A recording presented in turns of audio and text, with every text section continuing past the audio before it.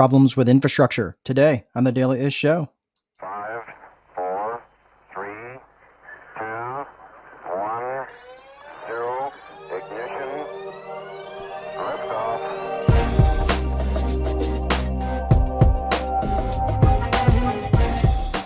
Boom, ba-boom, check, boom. Hey, everybody. Welcome to the Daily Ish Show. My name is Mark Dolfini.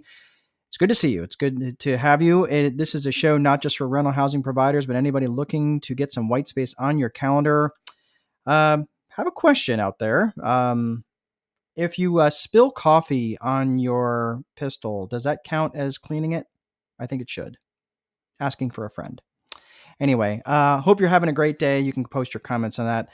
I think it should count for cleaning, I guess. Anyway, quick question today. Problems with infrastructure? That's really what we're talking about today in the Daily Show. Obviously, this is a show not just for rental housing providers, but anybody who can use a little bit more white space. And you can get that by having built infrastructure and process in your business. And the interesting thing about that is the thing with infrastructure is that I noticed this now again in the relation to the Time Wealthy Investor 2.0. We talk about the vision, infrastructure, process, method, right? So vision is about what do you want? What are you trying to accomplish?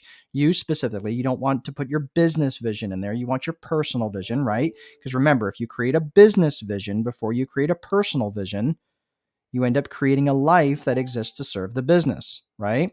So you don't want to do that. Not that a business vision is irrelevant. It just has to come after your personal vision. The business should exist to serve you. The business should exist to serve your personal vision. So you create your personal vision, then your business vision, right? And then you create an infrastructure and process that delivers that for you, right? So the infrastructure is very necessary. It's the desks, the chairs, the software, the asset class selection, everything else, right? Well, I want to put this in the context of infrastructure and why infrastructure can be broken, and it's like infrastructure can be a problem. You can have infrastructure problems, and this is what shows up, right? So think of infrastructure. Here's where the real main problem comes in. Infrastructure is usually only noticed. It's only noticed when there's actually a problem, right? So usually when there's a dearth of infrastructure or the process isn't built out, is usually when it shows up in some sort of issue. Okay. So in other words, usually it's hard to notice. Infrastructure is hard to notice until it's broken or non-existent, right? So think about this in the context of having bad service at a restaurant. We've all had bad service at a restaurant, right? And it's usually a communication issue. If you think about this, usually it breaks down in the form of communication.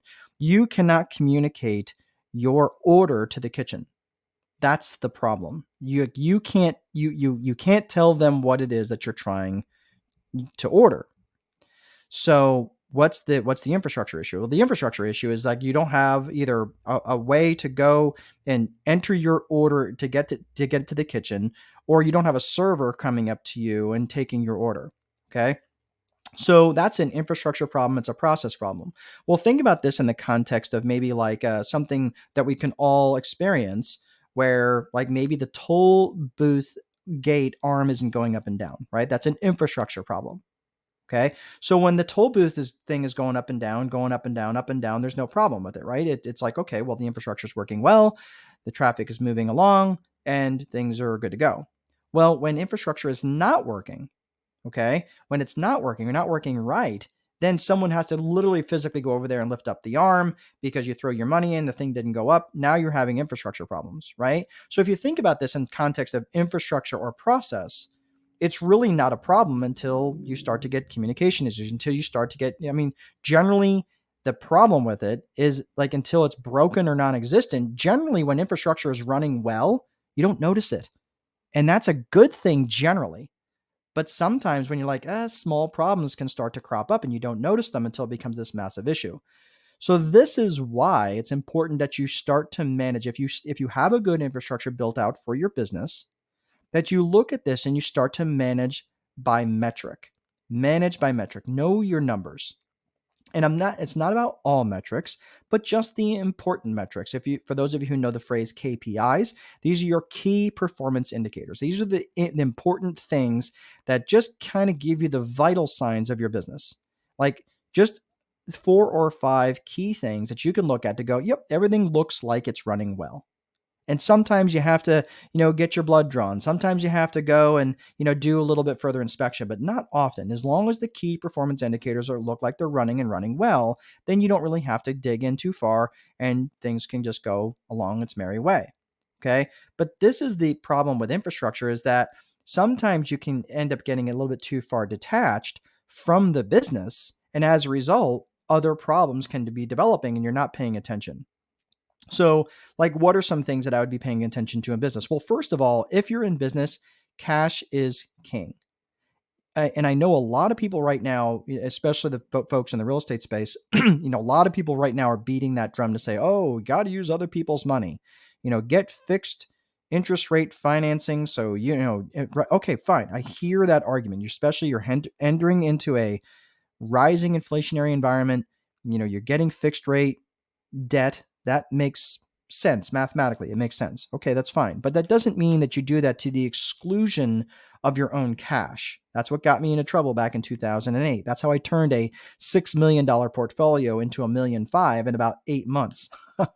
That was a magic trick I don't really want to actually ever reproduce. So because of the fact I didn't have enough cash, because of that, I kind of wound up flat on my back.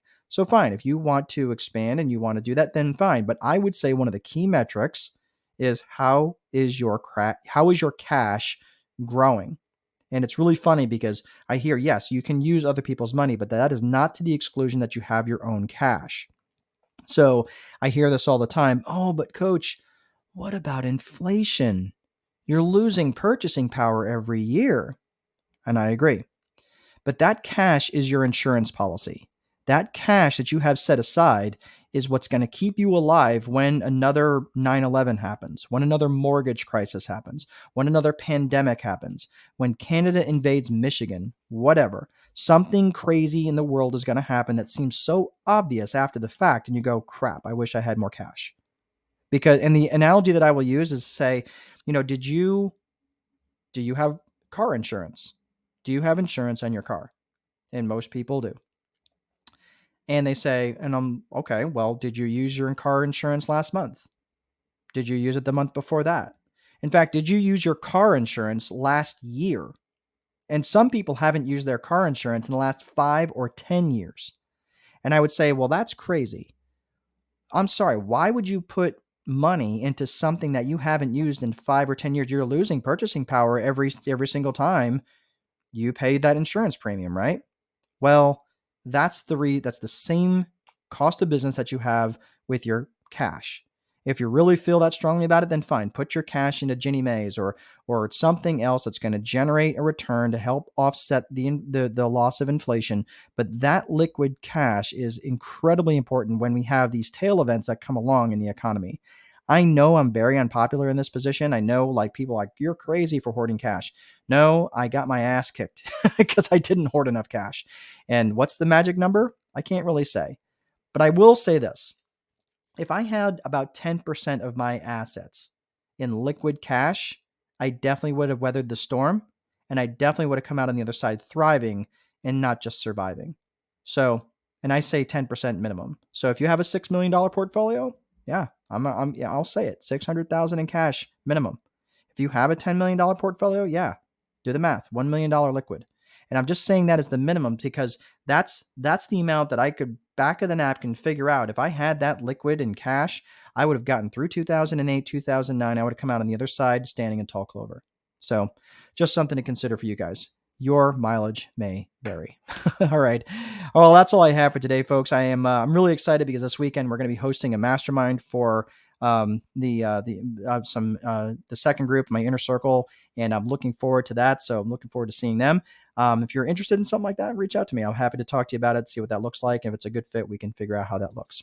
All right, everybody, please be sure to place a value on your free time because if you don't, someone else will. But most important, there is no amount of money that will make time irrelevant. Have a great rest of your week and have a great rest of your week. It's Friday. Have a great weekend, and we'll see you next time.